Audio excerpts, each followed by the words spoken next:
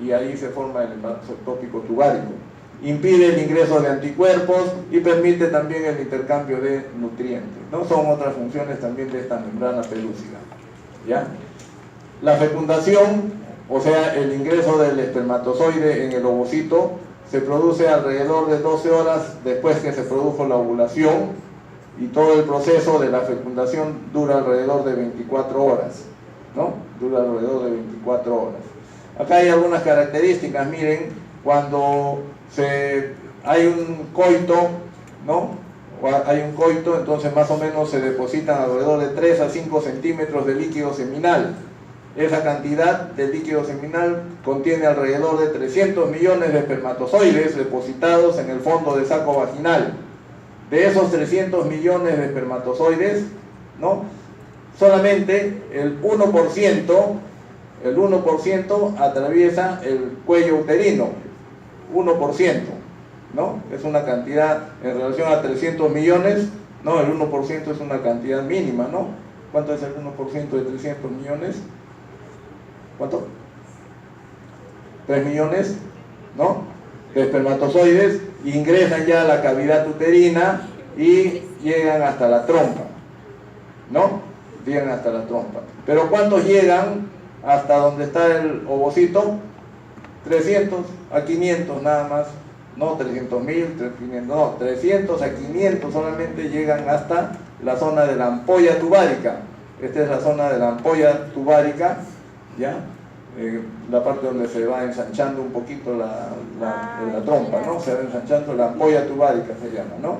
Y en esta zona que se llama el tercio externo de la trompa o la ampolla tubárica, donde se realiza la fecundación.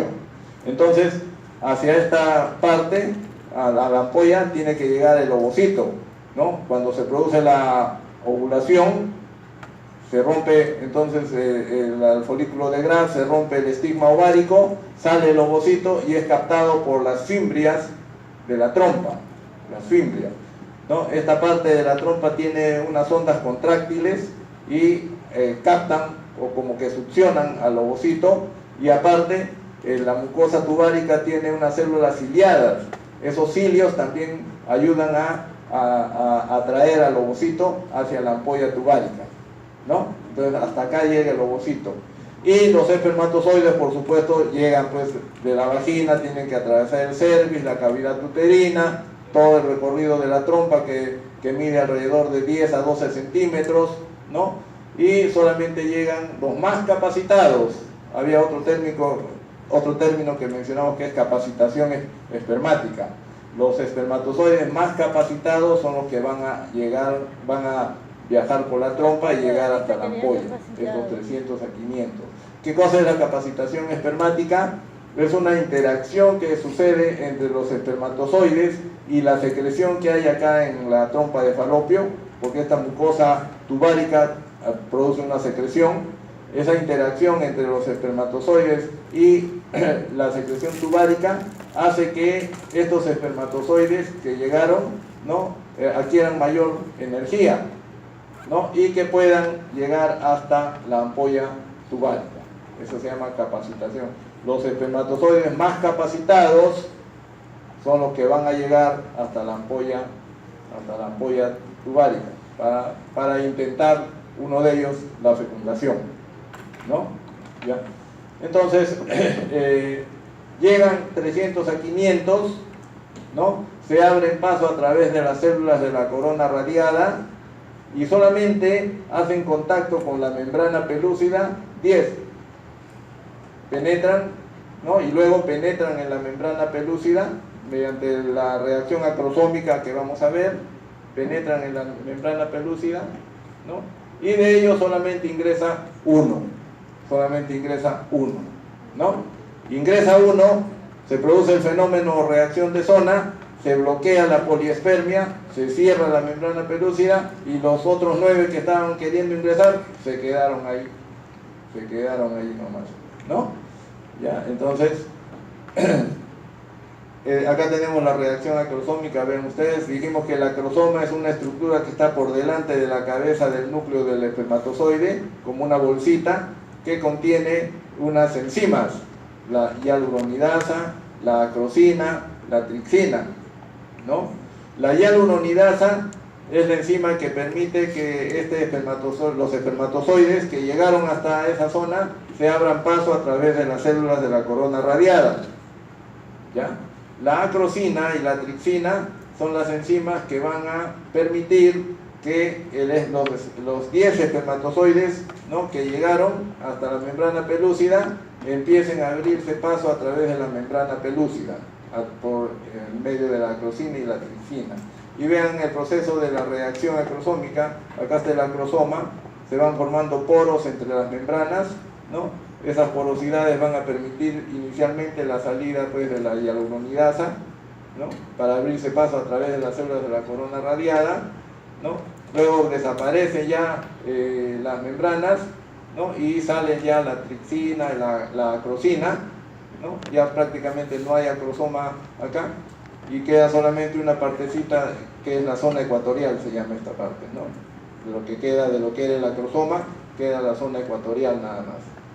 Entonces, esta es la reacción acrosómica, ¿ya? ¿Y cuáles son las fases de la fecundación? Tenemos ahí, primero, para que haya fecundación se necesita que lleguen espermatozoides. ¿Y quiénes llegan? Los espermatozoides más capacitados, los que han tenido esa capacitación espermática que fundamentalmente se realiza en las trompas por la interacción, dijimos, entre la secreción tubárica y los espermatozoides. Acá dice que más o menos esa capacitación dura 7 horas, ¿no? Luego tenemos que hay espermatozoides que han llegado hasta la ampolla y tiene que haber una reacción acrosómica, entonces, ¿no?, para que la hialuronidasa se abra paso a través de las células de la corona radiada y la tripsina y la acrosina, ¿no?, permitan que se abran paso a través de la membrana pelúcida. Una vez que se produjo la reacción acrosómica, uno de estos espermatozoides, ¿no?, es el que hace contacto con el citoplasma del ovocito, ¿no? La zona ecuatorial que dijimos de ese espermatozoide, la zona ecuatorial hace contacto con la membrana citoplasmática del ovocito. Ese contacto entre las dos membranas se llama la impregnación, ¿no? El contacto entre la zona ecuatorial del espermatozoide y la membrana citoplasmática. Al producirse ese contacto, ¿no?, se produce una abertura en la membrana pelúcida y la membrana citoplasmática del ovocito y ingresa la cabeza del espermatozoide con parte de la cola al citoplasma del ovocito. Ingresa. Y una vez que ingresa este espermatozoide, se produce en la membrana pelúcida una serie de reacciones, ¿no?, que hace que se cierre inmediatamente y herméticamente y no permite el ingreso de más espermatozoides, o sea, evita la poliespermia, por bloqueo de la poliespermia mediante el fenómeno de reacción de zona. Cuando ingresa el espermatozoide, ya dijimos, es que se completa recién la segunda división meiótica y el resultado de esto es el ovocito secundario maduro u óvulo, ¿no?, y otro corpúsculo polar más los otros 2 corpúsculos polares, ¿no?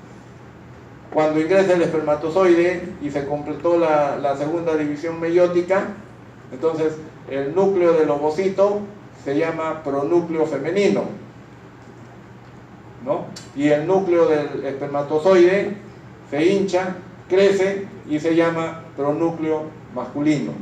Se formaron entonces los pronúcleos.